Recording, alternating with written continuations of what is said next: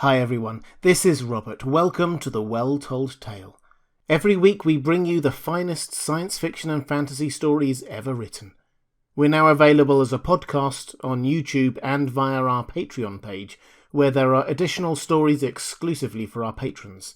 Please do check out the link in the description if you're interested in that. This week we return to HP Lovecraft's Cthulhu mythos. This story, the Dunwich Horror, is the third Lovecraft story we have featured on The Well-Told Tale after the Call of Cthulhu and At the Mountains of Madness. They are each standalone stories, but the more you read, the more you realise how they are all set in the same reality. Something lurks beneath the surface of respectable society as well as in the wild places of the world. Something just waiting to be awakened, unless it already is awake and feeding. As a content warning, this is a horror story with disturbing thoughts and images, and a story written in the 1920s by a rather disturbed man. With that in mind, and with a copy of the Necromonicon in hand, it's time to pull up a chair, relax, and enjoy part 1 of The Dunwich Horror by H.P. Lovecraft. Chapter 1.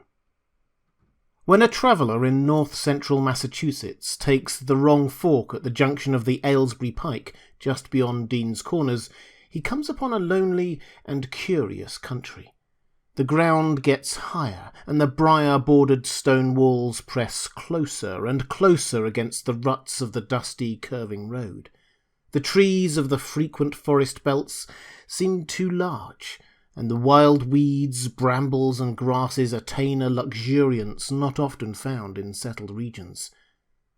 At the same time, the planted fields appear singularly few and barren, while the sparsely scattered houses wear a surprising uniform aspect of age, squalor and dilapidation. Without knowing why, one hesitates to ask directions from the gnarled, solitary figures spied now and then on crumbling doorsteps. Those figures are so silent and furtive that one feels somehow confronted by forbidden things, with which it would be better to have nothing to do. When a rise in the road brings the mountains in view above the deep woods, the feeling of strange uneasiness is increased. The summits are too rounded and symmetrical to give a sense of comfort and naturalness, and sometimes the sky silhouettes with especial clearness the queer circles of tall stone pillars with which most of them are crowned. Gorges and ravines of problematical depth intersect the way, and the crude wooden bridges always seem of dubious safety. When the road dips again, there are stretches of marshland that one instinctively dislikes, and indeed almost fears at evening when unseen whippoorwills chatter and the fireflies come out in abnormal profusion to dance to the raucous, creepily insistent rhythms of stridently piping bullfrogs. The thin, shining line of Miskatonic's upper reaches has an oddly serpent-like suggestion as it winds close to the feet of the domed hills among which it rises. As the hills draw nearer, one heeds their wooded sides more than their stone-crowned tops. Those sides loom up so darkly and precipitously that one wishes they would keep their distance, but there is no road by which to escape them. Across a covered bridge, one sees a small village huddled between the stream and the vertical slope of Round Mountain, and wonders at the cluster of rotting gambrel roofs, bespeaking an earlier architectural period than that of the neighbouring region. It is not reassuring to see, on a closer glance, that most of the houses are deserted and falling to ruin, and that the broken steepled church now harbours the one slovenly mercantile establishment of the hamlet. One dreads to trust the tenebrous tunnel of the bridge, yet there is no way to avoid it. Once across, it is hard to prevent the impression of a faint malign odour about the village street, as of the massed mould and decay of centuries. It is always a relief to get clear of the place, and to follow the narrow road around the base of the hills and across the level country beyond till it rejoins the Aylesbury Pike. Afterward, one sometimes learns that one has been through Dunwich. Outsiders visit Dunwich as seldom as possible, and since a certain season of horror, all the signboards pointing toward it have been taken down. The scenery, judged by any ordinary aesthetic canon, is more than commonly beautiful, yet there is no influx of artists or summer tourists. 2 centuries ago, when talk of witch blood, Satan worship, and strange forest presences was not laughed at, it was the custom to give reasons for avoiding the locality. In our sensible age, since the Dunwich Horror of 1928 was hushed up by those who had the town's and the world's welfare at heart, people shun it without knowing exactly why. Perhaps one reason, though it cannot apply to uninformed strangers, is that the natives are now repellently decadent, having gone far along that path of retrogression so common in many New England backwaters. They have come to form a race by themselves, with the well-defined mental and physical stigmata of degeneracy and inbreeding. The average of their intelligence is woefully low, whilst their annals reek of overt viciousness and of half-hidden murders, incests, and deeds of almost unnameable violence and perversity. The old gentry, representing the 2 or 3 armigerous families which came from Salem in 1692, have kept somewhat above the general level of decay, though many branches are sunk into the sordid populace so deeply that only their names remain as a key to the origin they disgrace. Some of the Whateleys and bishops still send their eldest sons to Harvard and Miskatonic, though those sons seldom return to the mouldering gambrel roofs under which they and their ancestors were born. No one, not even those who have the facts concerning the recent horror, can say just what is the matter with Dunwich, though old legends speak of unhallowed rites and conclaves of the Indians, amidst which they called forbidden shapes of shadow out of great rounded hills, and made wild orgiastic prayers that were answered by loud crackings and rumblings from the ground below. In 1747, the Reverend Abijah Whateley, newly come to the Congregational Church at Dunwich Village, preached a memorable sermon on the close presence of Satan and his imps, in which he said, "It must be allowed that these blasphemies of an infernal train of demons are matters of too common knowledge to be denied. The cursed voices of Azazel and Bazrael, of Beelzebub and Belial, being heard from underground by a score of credible witnesses now living. I myself did more than a fortnight ago catch a very plain discourse of evil powers in the hill behind my house, wherein there were a rattling and a rolling, groaning, screeching, and hissing, such as no things of this earth could raise up, and which must needs have come from those caves that only black magic can discover, and only the devil unlock." Mr. Whateley disappeared soon after delivering this sermon, but the text printed in Springfield is still extant. Noises in the hills continue to be reported from year to year, and still form a puzzle to geologists and physiographers.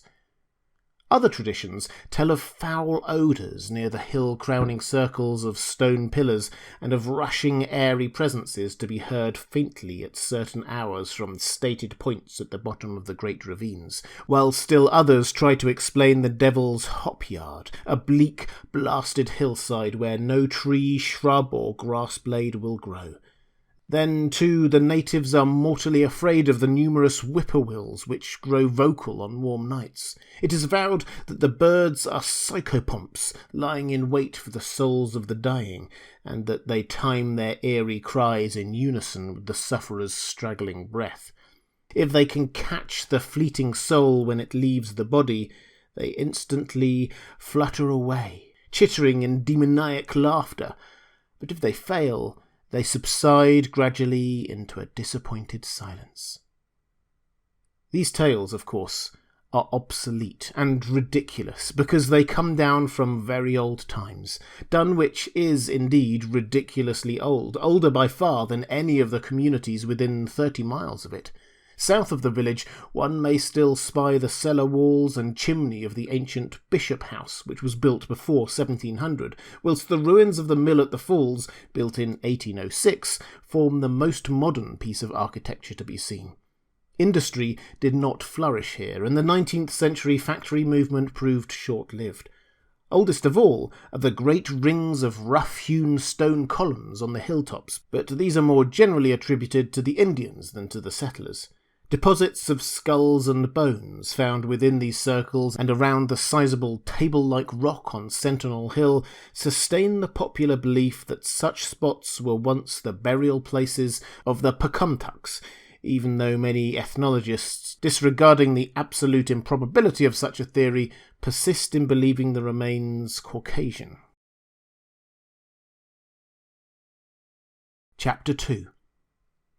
It was in the township of Dunwich, in a large and partly inhabited farmhouse set against a hillside 4 miles from the village and 1.5 miles from any other dwelling, that Wilbur Whateley was born, at 5 a.m. on Sunday the 2nd of February 1913. This date was recalled because it was Candlemas, which people in Dunwich curiously observe under another name, and because the noises in the hills had sounded, and all the dogs of the countryside had barked persistently throughout the night before.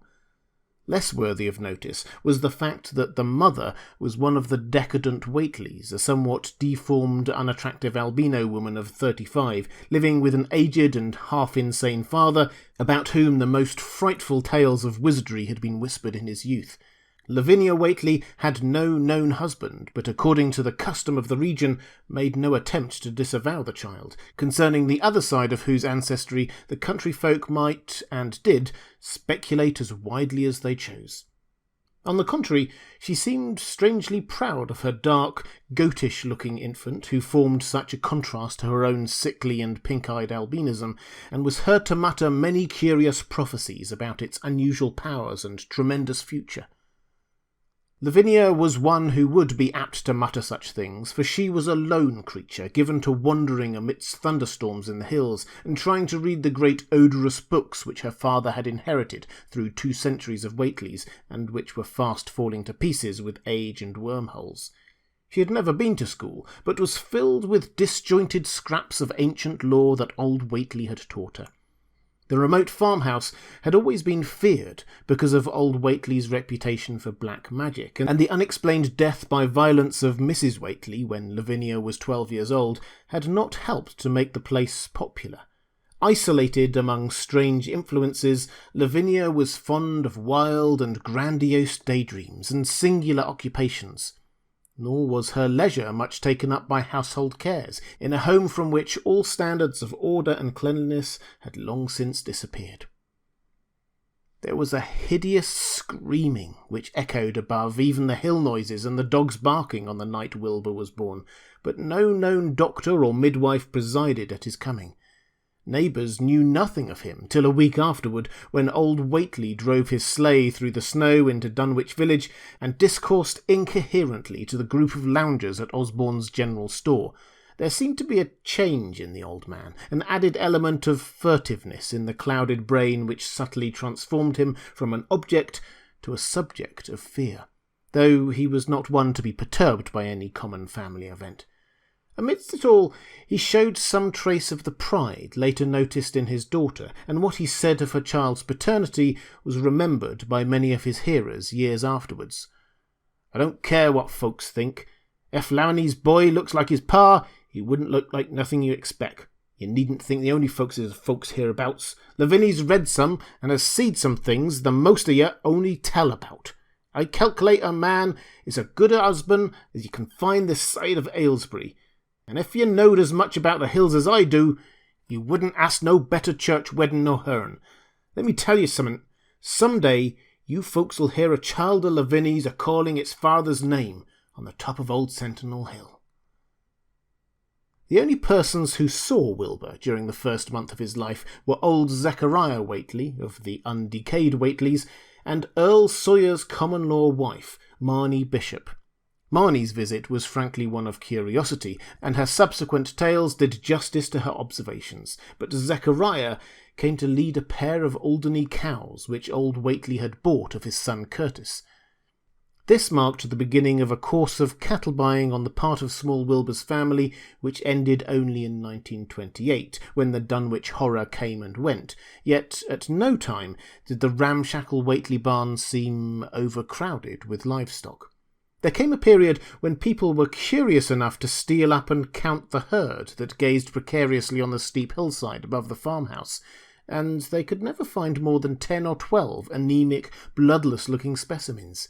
Evidently some blight or distemper, perhaps sprung from the unwholesome pasturage or the diseased fungi and timbers of the filthy barn, caused a heavy mortality amongst the Whateley animals.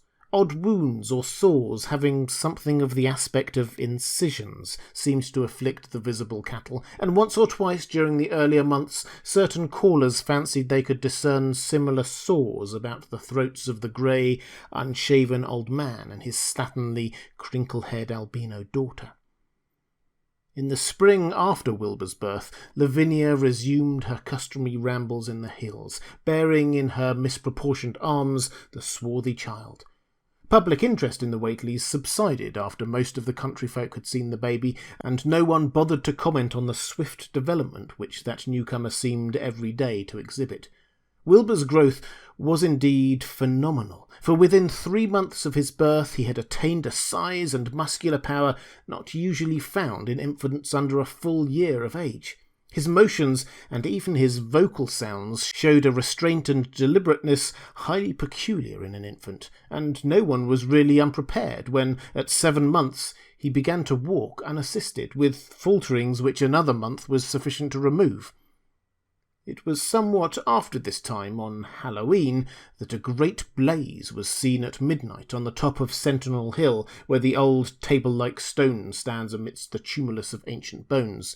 Considerable talk was started when Silas Bishop, of the Undecayed Bishops, mentioned having seen the boy running sturdily up that hill ahead of his mother about an hour before the blaze was remarked.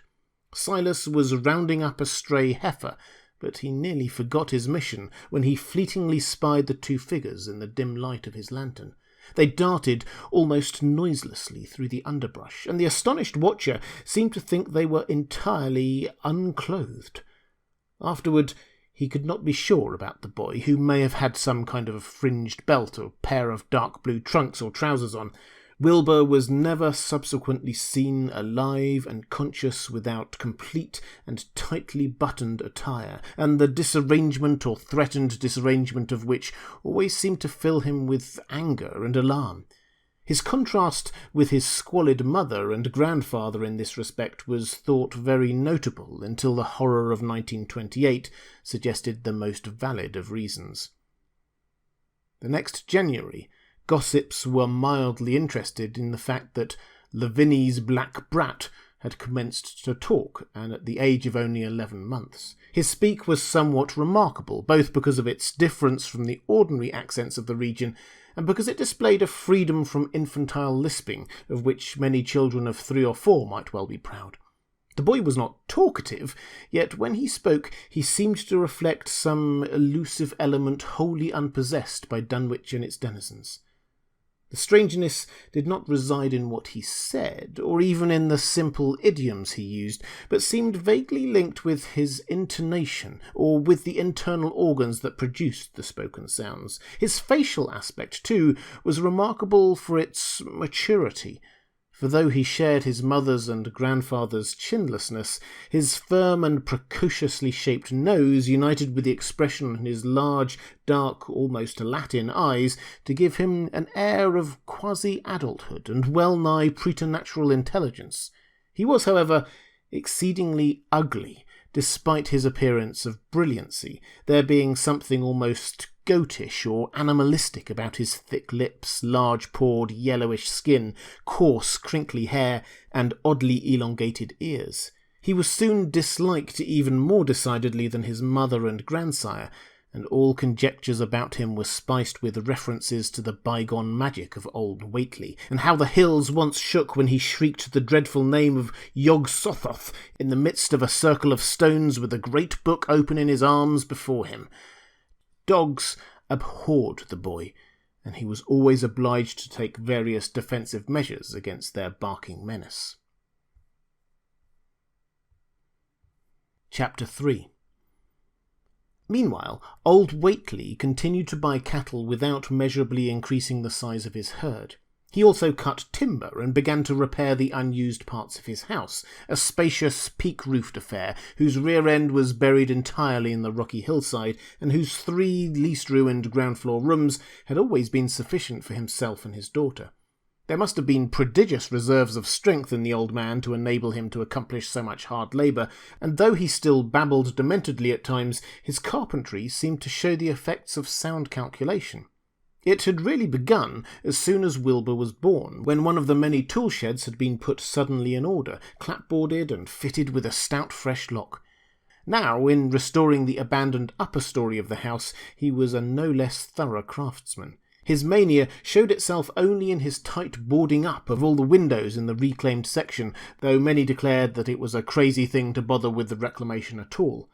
Less inexplicable was his fitting up of another downstairs room for his new grandson, a room which several callers saw, though no one was ever admitted to the closely boarded upper story. This chamber he lined with tall, firm shelving, along which he began gradually to arrange, in apparently careful order, all the rotting ancient books and parts of books which during his own day had been heaped promiscuously in odd corners of the various rooms. "I made use of some of 'em," he would say as he tried to mend a torn black-letter page with paste prepared on the rusty kitchen stove, "but the boy's fitting to make better use of them. He'd ought to have 'em as well, for they're going to be all for his learning." When Wilbur was a year and 7 months old, in September of 1914, his size and accomplishments were almost alarming. He had grown as large as a child of 4, and was a fluent and incredibly intelligent talker. He ran freely about the fields and hills, and accompanied his mother on all her wanderings. At home he would pore diligently over the queer pictures and charts in his grandfather's books, while old Whateley would instruct and catechize him through long, hushed afternoons. By this time the restoration of the house was finished, and those who watched it wondered why one of the upper windows had been made into a solid plank door. It was a window in the rear of the east gable, and close against the hill, and no one could imagine why a cleated wooden runway was built up to it from the house. About the period of this work's completion, people noticed that the old tool house, tightly locked and windowlessly clapboarded since Wilbur's birth, had been abandoned again.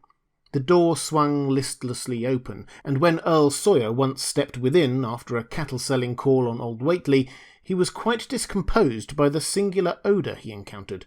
Such a stench, he averred, as he had never before smelt in all his life, except near the Indian circles on the hills, and which could not have come from anything sane or of this earth. But then, the homes and sheds of Dunwich folk have never been remarkable for olfactory immaculateness. The following months were void of visible events, save that everyone swore to a slow but steady increase in the mysterious hill noises. On May Eve of 1915 there were tremors which even the Aylesbury people felt, whilst the following Halloween produced an underground rumbling queerly synchronised with bursts of flame, them which Whateley's doin's, from the summit of Sentinel Hill. Wilbur was growing up uncannily, so that he looked like a boy of 10 as he entered his 4th year. He read avidly by himself now, but talked much less than formerly. A settled taciturnity was absorbing him, and for the first time people began to speak specifically of the dawning look of evil in his goatish face. He would sometimes mutter an unfamiliar jargon and chant in bizarre rhythms which chilled the listener with a sense of unexplainable terror. The aversion displayed towards him by dogs had now become a matter of wide remark, and he was obliged to carry a pistol in order to traverse the countryside in safety. His occasional use of the weapon did not enhance his popularity amongst the owners of canine guardians. The few callers at the house would often find Lavinia alone on the ground floor, while odd cries and footsteps resounded in the boarded-up second story. She would never tell what her father and the boy were doing up there, though once she turned pale and displayed an abnormal degree of fear when a jocose fish peddler tried the locked door leading to the stairway. That peddler told the store loungers at Dunwich Village that he thought he heard a horse stamping on that floor above. The loungers reflected, thinking of the door and runway and of the cattle that so swiftly disappeared. Then they shuddered as they recalled tales of old Whateley's youth and of the strange things that are called out of the earth when a bullock is sacrificed at the proper time to certain heathen gods. It had for some time been noticed that dogs had begun to hate and fear the whole Whateley place as violently as they hated and feared young Wilbur personally. In 1917, the war came, and Squire Sawyer Whateley, as chairman of the local draft board, had hard work finding a quota of young Dunwich men fit even to be sent to a development camp. The government, alarmed at such signs of wholesale regional decadence, sent several officers and medical experts to investigate, conducting a survey which New England newspaper readers may still recall. It was the publicity attending this investigation which set reporters on the track of the Whateleys and caused the Boston Globe and Arkham Advertiser to print flamboyant Sunday stories of young Wilbur's precociousness. Old Whateley's black magic and the shelves of strange books, the sealed second story of the ancient farmhouse, and the weirdness of the whole region and its hill noises. Wilbur was 4.5 then, and looked like a lad of 15. His lip and cheek were fuzzy with a coarse dark down, and his voice had begun to break. Earl Sawyer went out to the Whateley place with both sets of reporters and cameramen and called their attention to the queer stench which now seemed to trickle down from the sealed upper spaces. It was, he said, exactly like a smell he had found in the tool shed abandoned when the house was finally repaired, and like the faint odours which he sometimes thought he caught near the stone circles on the mountains. Dunwich folk read the stories when they appeared, and grinned over the obvious mistakes. They wondered, too, why the writers made so much of the fact that old Whateley always paid for his cattle in gold pieces of extremely ancient date. The Whateleys had received their visitors with ill-concealed distaste, though they did not dare court further publicity by a violent resistance or refusal to talk. Chapter 4. For a decade, the annals of the Whateleys sink indistinguishably into the general life of a morbid community, used to their queer ways and hardened to their May Eve and All-Hallow orgies. Twice a year they would light fires on the top of Sentinel Hill, at which times the mountain rumblings would recur with greater and greater violence, while at all seasons there were strange and portentous doings at the lonely farmhouse. In the course of time, callers professed to hear sounds in the sealed upper story, even when all the family were downstairs, and they wondered how swiftly or how lingeringly a cow or bullock was usually sacrificed. There was talk of a complaint to the Society for the Prevention of Cruelty to Animals, but nothing ever came of it, since Dunwich folk are never anxious to call the outside world's attention to themselves. About 1923, when Wilbur was a boy of 10, whose mind, voice, stature and bearded face all gave the impressions of maturity, a second great siege of carpentry went on at the old house. It was all inside the sealed upper part, and from bits of discarded lumber people concluded that the youth and his grandfather had knocked out all the partitions and even removed the attic floor, leaving only one vast open void between the ground story and the peaked roof. They had torn down the great central chimney, too, and fitted the rusty range with a flimsy outside tin stovepipe. In the spring after this event, old Whateley noticed the growing number of whippoorwills that would come out of the Cold Spring Glen to chirp under his window at night. He seemed to regard the circumstance as one of great significance, and told the loungers at Osborne's that he thought his time had almost come. "They whistle just in tune with my breathing now," he said, "and I guess they're getting ready to catch my soul. They know it's a-going out, and don't calculate to miss it. You'll know, boys, after I'm gone, whether they get me or not. If they do, they'll keep a singing and laughing till break of day. If they don't, they'll kind of quiet down like. I expect them and the souls they hunts for have some pretty tough tussles sometimes." On Lammas night, 1924, Dr. Houghton of Aylesbury was hastily summoned by Wilbur Whateley, who had lashed his one remaining horse through the darkness and telephoned from Osborne's in the village. He found old Whateley in a very grave state, with a cardiac action and stertorous breathing that told of an end not far off. The shapeless albino daughter and oddly bearded grandson stood by the bedside, whilst from the vacant abyss overhead there came a disquieting suggestion of rhythmical surging or lapping, as of the waves on some level beach. The doctor, though, was chiefly disturbed by the chattering night birds outside, a seemingly limitless legion of whippoorwills that cried their endless message in repetitions timed diabolically to the wheezing gasps of the dying man. It was uncanny and unnatural. Too much, thought Dr. Houghton, like the whole of the region he had entered so reluctantly in response to the urgent call. Toward 1 o'clock, old Whateley gained consciousness and interrupted his wheezing to choke out a few words to his grandson. "More space, Willie, more space soon. You grows, and that grows faster. It'll be ready to serve you soon, boy. Open up the gates to Yog Sothoth with a loud chant that you'll find on page 751 of the complete edition, and then put a match to the prison. Far from earth can't burn it now." He was obviously quite mad. After a pause, during which the flock of whippoorwills outside adjusted their cries to the altered tempo, while some indications of the strange hill noises came from far off, he added another sentence or two. "Feed it reg'lar, Willie, and mind the quantity, but don't let it grow too fast for the place, for if it bursts quarters or gets out before you opens it to Yog Sothoth, it's all over and no use. Only them from beyout can make it multiply and work, only them, the old uns, as wants to come back."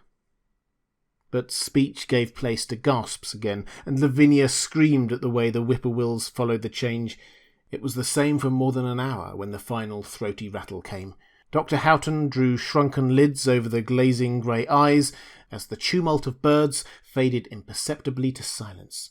Lavinia sobbed, but Wilbur only chuckled whilst the hill noises rumbled faintly. "They didn't get him," he muttered in his heavy bass voice. Wilbur was by this time a scholar of really tremendous erudition in his one-sided way, and he was quietly known by correspondence to many librarians in distant places where rare and forbidden books of old days are kept. He was more and more hated and dreaded around Dunwich because of certain youthful disappearances which suspicion laid vaguely at his door, but was always able to silence inquiry through fear or through use of that fund of old-time gold which still, in his grandfather's time, went forth regularly and increasingly for cattle buying. He was now tremendously mature of aspect, and his height, having reached the normal adult limit, seemed inclined to wax beyond that figure. In 1925, when a scholarly correspondent from Miskatonic University called upon him one day and departed pale and puzzled, he was fully 6 3/4 feet tall. Through all the years, Wilbur had treated his half-deformed albino mother with growing contempt, finally forbidding her to go to the hills with him on May Eve and Hallowmas, and in 1926 the poor creature complained to Marnie Bishop of being afraid of him. "There's more about him as I knows than I can tell you, Marnie," she said, "and nowadays there's more nor what I know myself, I vow afore God. I dunno what he wants, nor what he's a-trying to do." That Halloween, the hill noises sounded louder than ever, and fire burned on Sentinel Hill as usual, but people paid more attention to the rhythmical screaming of vast flocks of unnaturally belated whippoorwills which seemed to be assembled near the unlighted Whateley farmhouse. After midnight, their shrill notes burst into a kind of pandemoniac cachinnation which filled all the countryside, and not until dawn did they finally quiet down. Then they vanished, hurrying southward where they were fully a month overdue. What this meant, no one could be quite certain till later. None of the country folk seemed to have died, but poor Lavinia Whateley, the twisted albino, was never seen again. In the summer of 1927, Wilbur repaired 2 sheds in the farmyard and began moving his books and effects out to them. Soon afterward, Earl Sawyer told the loungers at Osborne's that more carpentry was going on at the Whateley farmhouse. Wilbur was closing all the doors and windows on the ground floor and seemed to be taking out partitions as he and his grandfather had done upstairs 4 years earlier. He was living in one of the sheds, and Sawyer thought he seemed unusually worried and tremulous. People generally suspected him of knowing something about his mother's disappearance, and very few ever approached his neighbourhood now. His height had increased to more than 7 feet, and showed no signs of ceasing its development.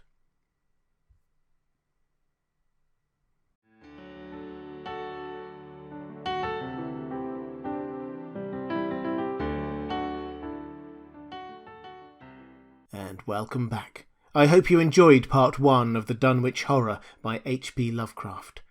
If you'd like to hear more classic science fiction and fantasy stories, or just want to support The Well-Told Tale, please do check out our Patreon page at patreon.com/thewelltoldtale. There's a link in the description. We'll be back next week with the finale of the story. I hope you can join me.